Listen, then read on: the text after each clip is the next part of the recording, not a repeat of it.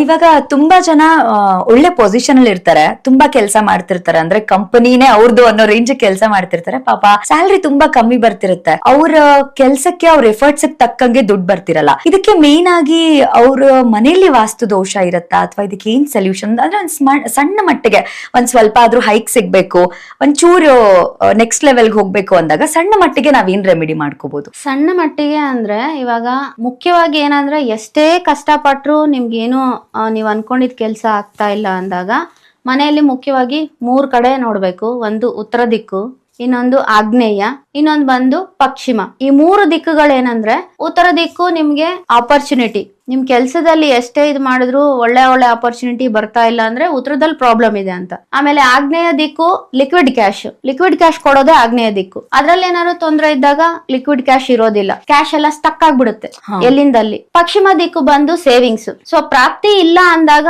ನಿಮ್ಗೆ ಈ 3 ದಿಕ್ಕುಗಳಲ್ಲೂ ಪ್ರಾಬ್ಲಮ್ ಇದೆ ಅಂತ ಅರ್ಥ. ನೀವೇನೇ ಕಷ್ಟಪಟ್ರು ನೀವ್ ಆಗ್ತಾ ಇಲ್ಲ ನಿಮ್ ಅನ್ಕೊಂಡಿದ್ದು ಅಂದಾಗ ಈ 3 ದಿಕ್ಕುಗಳು ಚೆಕ್ ಮಾಡ್ಕೊಳ್ಳಿ.